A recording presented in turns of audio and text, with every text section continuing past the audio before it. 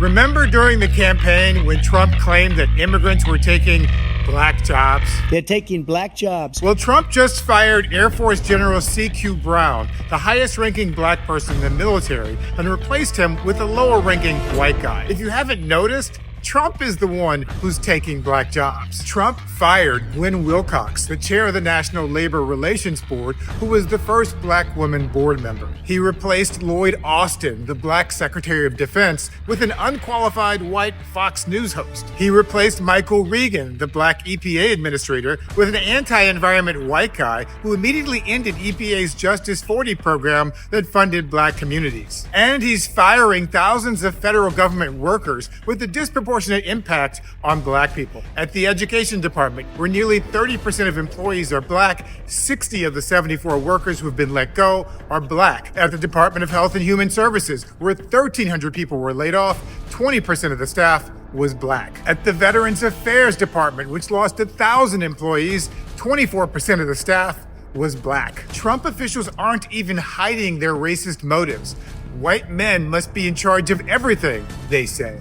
Ever since Truman desegregated the armed forces in 1948 and Kennedy and Johnson banned racial discrimination in the federal workforce in the 1960s, the military and federal government were the few places where black people could get a good job in an era of racial discrimination. My father served in the military, and my mom and grandmother both worked for the federal government for decades, which allowed my family to move into the middle class when I was a child. That's why black people make up 13.7% of the U.S. population, but account for nearly 19% of federal workers. And that's why Washington, D.C., which used to be called Chocolate City before gentrification, once had the highest median income for black people of any city in the country. But last month, Trump rescinded the anti-discrimination rules that have been in place since the 1960s, so he could fire black people at will.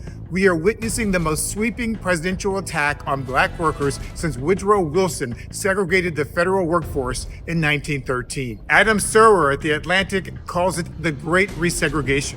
The reason why Trump is attacking the federal workforce is precisely because it is often more meritocratic and therefore more integrated than the private sector, says Serwer. To get a job in the federal civil service, you have to meet the posted qualifications. But in the private sector, especially in building trades, a lot of people get jobs through their social networks, according to political scientist Ashley Giardino. Trump purposely misuses DEI as a synonym for unqualified black people, but he hires the most unqualified white people to run the Pentagon, I don't think I've washed my hands for 10 years. transportation, education, and HHS, and he allowed unqualified teenage boys to rummage through your personal information in government databases. But for young black people who are developing skills to enter the workforce, the Trump administration just halted a federal scholarship program for HBCU students. All this has happened since January, yet the East Room black people are still grinning and spinning for the white man in chief in the White House. Happy Black History Month.